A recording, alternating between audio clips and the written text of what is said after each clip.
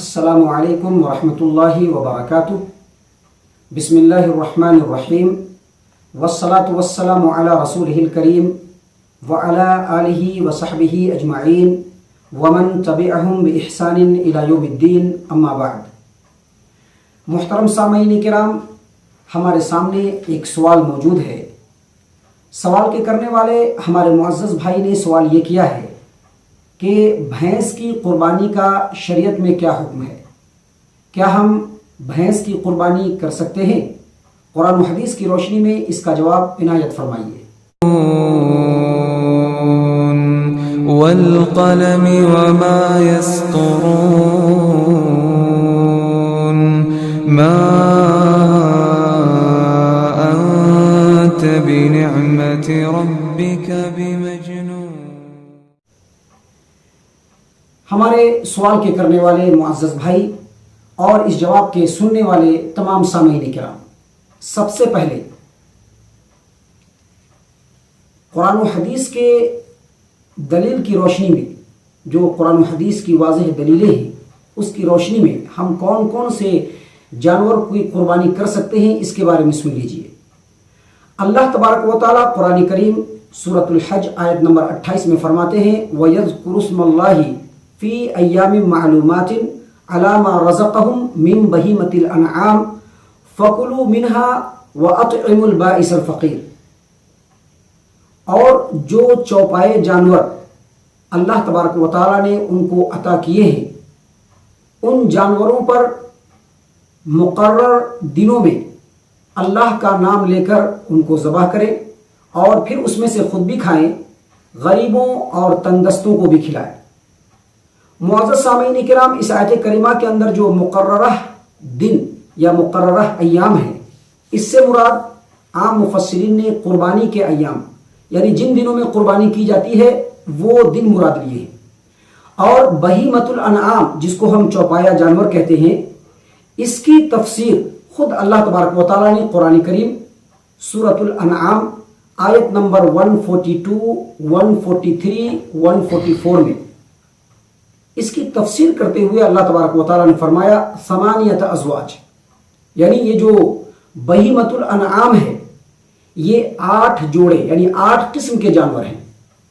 یعنی اونٹ، اس کا نر اور مادہ، یعنی اونٹ اور اونٹنی، گائے، اس کا نر اور مادہ، یعنی بیل اور گائے، اسی طرح سے بھیڑ، اس کا نر اور مادہ، اور بکرا، اس کا نر اور مادہ، یعنی بکرا اور بکری۔ یہ جو 4 جانور ہیں، اس کے نر اور مادہ کی جو 8 قسمیں ہیں، اللہ تبارک و تعالیٰ نے قرآن کریم میں اس کی تفسیر میں یہی بات بیان فرمائی ہے کہ بہیمۃ الانعام سے مراد یہی 4 جانوروں کے نر اور مادہ ہے۔ اور نبی صلی اللہ علیہ وسلم سے قربانی کے تعلق سے صحابہ کرام کی جو حدیثیں ثابت ہیں، اس میں بھی انہی جانوروں کا ثبوت ملتا ہے کہ اللہ کے رسول صلی اللہ علیہ وسلم نے اونٹ، اس کے نر اور مادہ کو ذبح کیا قربانی کے طور پر، اور اسی طرح سے گائے، بیل کو ذبح کیا، اسی طرح سے بھیڑ کے نر اور مادہ کو ذبح کیا، یا پھر بکرا اور بکری کو ذبح کیا۔ اور صحابہ کرام کے عمل سے بھی انہی 4 جانوروں کے نر اور مادہ کے قربانی کا ثبوت ملتا ہے۔ اور اسی وجہ سے اہل علم کا ان 8 جوڑے جانوروں کے اندر کہ اس کی قربانی کی جائے گی، اس میں کوئی اختلاف نہیں ہے، سبھی کا اس کے اوپر اتفاق ہے۔ لیکن جہاں تک بھینس کی قربانی کا تعلق ہے تو شریعت اسلامیہ کے اندر بھینس کی قربانی جو ہے یہ مسکوت عنہ مسئلہ ہے، یعنی اس کے جائز ہونے کے اوپر شریعت میں کوئی واضح دلیل موجود نہیں ہے۔ اور چونکہ حجاز میں بھینس کا کوئی وجود نہیں تھا، اسی وجہ سے اس کے جائز ہونے اور نہ ہونے میں علماء کے 2 اقوال پائے جاتے ہیں، علماء کے 2 رائے ہیں، علماء کے درمیان 2 خیالات ہیں۔ بعض اہل علم ان کا کہنا ہے کہ بھینس کی قربانی جائز نہیں ہے، جبکہ کچھ دوسرے اہل علم کا کہنا ہے کہ بھینس کی قربانی جائز ہے۔ جن لوگوں نے کہا ہے کہ بھینس کی قربانی جائز نہیں ہے، ان کا یہ کہنا ہے کہ چونکہ نصوص صریحہ کے اندر جن جانوروں کی قربانی کا ثبوت ہے بس اسی پر اکتفا کیا جائے گا اور دوسرے جانوروں کی طرف التفات نہیں کیا جائے گا، دوسرے جانوروں کی طرف توجہ نہیں کیا جائے گا۔ جن جانوروں سے نبی اکرم صلی اللہ علیہ وسلم سے قربانی کرنا ثابت ہے بس انہی جانوروں کی قربانی کی جائے گی، باقی جانوروں کی قربانی نہیں کی جائے گی۔ جبکہ جو لوگ بھینس کی قربانی کے جائز ہونے کے بارے میں کہتے ہیں ان کے سامنے بنیادی دو دلیلیں ہیں۔ پہلی دلیل اہل لغت کی تعلیم، اور ان کی جو دوسری بنیادی دلیل ہے وہ یہ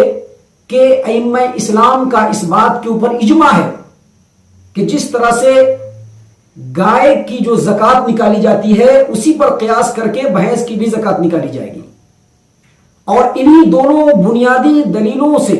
اہل علم کے ایک بڑے طبقے نے کہا ہے کہ بھینس کی قربانی جائز ہے۔ معزز سامعین کرام، میں آپ کو بتلا دوں کہ بھینس جو ہے اس کو عربی میں الجاموس کہتے ہیں، اور الجاموس کے لفظ کی تحقیق کرتے ہوئے علامہ دمیری رحمہ اللہ اپنی کتاب حیات الحیوان والم نمبر 1 پیج نمبر 232 پہ فرماتے ہیں کہ جاموس یہ الجوامیس جو جمع ہے اس کا واحد ہے اور یہ فارسی سے معرب ہے۔ اور اس کے آگے مزید فرماتے ہیں علامہ رحمہ اللہ کہ وَحُكْمُهُ وَخَوَاصُهُ كَالْبَقَرِ، یعنی بھینس کا حکم بالکل گائے ہی کی طرح سے ہے، یعنی جو گائے کا حکم ہے وہی بھینس کا حکم ہے۔ لغت عرب کے اندر امام حجت کا درجہ رکھنے والے ابن منظور الافریقی رحمہ اللہ اپنی مایاناز کتاب لسان العرب والم نمبر 6 پیج نمبر 43، والم نمبر 6 اور پیج نمبر 43 40 پر 3 نمبر پیج پر فرماتے ہیں کہ الجاموس نوع من البقر، یعنی بھینس جو ہے یہ گائے کی نسل میں سے ہے، گائے کی ہی ایک قسم ہے۔ اور اسی طرح سے امام ابن المنذر رحمہ اللہ الاجماع کتاب الزکاہ پیج نمبر 43 پہ فرماتے ہیں کہ وَأَجْمَعُوا عَلَىٰ أَنَّ حُكْمَ الْجَوَامِيسِ كَحُكْمِ الْبَقَرِ، یعنی ائمہ اسلام کا اس بات کے اوپر اتفاق ہے، اہل علم کا ائمہ اسلام کا اس بات کے اوپر اجماع ہے کہ بھینس کا جو حکم ہے وہ بالکل گائے اور بیل کے حکم کی طرح سے ہے۔ اور امام دار الہجرہ امام مالک رحمہ اللہ اپنی مایاناز کتاب الموطا کے اندر فرماتے ہیں کہ جس طرح سے گائے کی زکوٰۃ نکالی جائے گی اسی طرح سے بھینس کی بھی زکوٰۃ نکالی جائے گی۔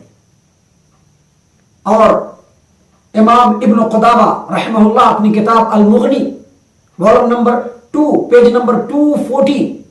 مسئلہ نمبر 1711 نمبر مسئلہ میں فرماتے ہیں کہ اس مسئلے کے اندر یعنی بھینس کی جو زکوٰۃ ہے وہ بالکل گائے پر قیاس کیا جائے گا کہ جتنا گائے کے اوپر زکوٰۃ نکالنا ہے اتنا بھینس پر بھی زکوٰۃ نکالنا ہے۔ اس مسئلے کے اندر میرے علم کے مطابق کوئی اختلاف نہیں ہے۔ تو آپ نے دیکھا کہ اہل لغت اور ائمہ اصول نے واضح طور پر اس بات کا ثبوت دیا ہے اور اس بات کو واضح کیا ہے کہ بھینس جو ہے یہ بالکل گائے کے ہی مثل ہے، اور جس طرح سے گائے کی زکوٰۃ نکالی جائے گی اسی پر قیاس کر کے بھینس کی بھی زکوٰۃ نکالی جائے گی، اور اس کے اوپر اہل علم کا اور ائمہ اسلام کا اجماع ہے۔ یہی وجہ ہے کہ شیخ ثناء اللہ امرتسری رحمہ اللہ سے جب پوچھا گیا ایک سوال کہ بھینس کی قربانی کر سکتے ہیں یا نہیں کر سکتے ہیں، تو انہوں نے واضح طور پر فتاوی ثنائیہ کے اندر لکھا ہے کہ بھینس کی قربانی کے جائز ہونے کے اوپر سنت رسول سے کوئی دلیل نہیں ہے، اور اسی طرح سے صحابہ کرام رضوان اللہ علیہم اجمعین کے عمل سے بھی اس کے جواز کا ثبوت نہیں ملتا ہے۔ البتہ اگر بھینس کو گائے کے جنس سے مانا جائے، گائے کی نسل سے مانا جائے،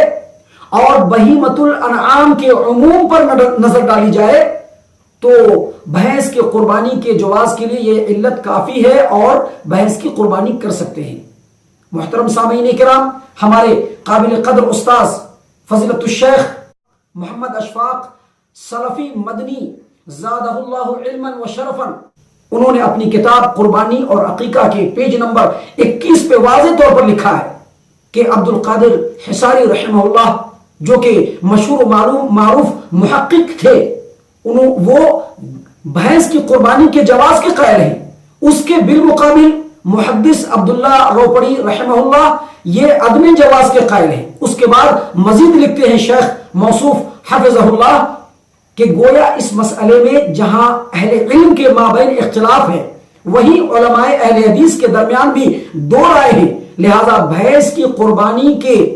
جواز کے اوپر یا بھینس کی قربانی کے کرنے کے اوپر تشدد اختیار نہیں کرنا چاہیے کہ نہیں کرے، بلکہ احتیاط اسی میں ہے کہ جن جانوروں سے نبی اکرم صلی اللہ علیہ وسلم سے اور صحابہ کرام سے قربانی کرنا ثابت ہے اسی پر اکتفا کیا جائے، اور یہی احتیاط کا تقاضا ہے. لیکن اگر کسی کا دل قائلین جواز کے استدلال سے مطمئن ہو تو وہ اہل لغت کی تائید اور گائے کی زکات کو بھینس کی زکات کے اوپر قیاس کرتے ہوئے اس بنا پر اگر وہ قربانی کرنا چاہے تو کر سکتا ہے. اس سلسلے میں میرا اپنا خیال یہ ہے کہ چونکہ نصوص سے جو باتیں ثابت ہے وضاحت کے ساتھ، چونکہ قربانی بھی ایک عبادت ہے اور عبادت میں جتنا نص سے ثابت ہو اتنا ہی کرنا چاہیے، لہذا بہتر اور احوط یہ ہے کہ جن جانوروں سے نبی اکرم صلی اللہ علیہ وسلم سے قربانی کرنا ثابت ہے بس انہی جانوروں پر اکتفا کیا جائے. لیکن اگر کوئی بھینس کی قربانی کر لیتا ہے یا اگر کوئی بھینس کی قربانی کرتا ہے تو اس کے اوپر نکیر بھی نہیں کیا جائے اور اس کو ناجائز بھی نہ کہا جائے. محترم سامعین کرام، یہ جواب تھا آپ کا. اللہ تبارک و تعالیٰ سے دعا ہے کہ اللہ تبارک و تعالیٰ ہم تمام کو صحیح توفیق عنایت فرمائے. آمین یا رب العالمین. وما علینا الا البلاغ المبین.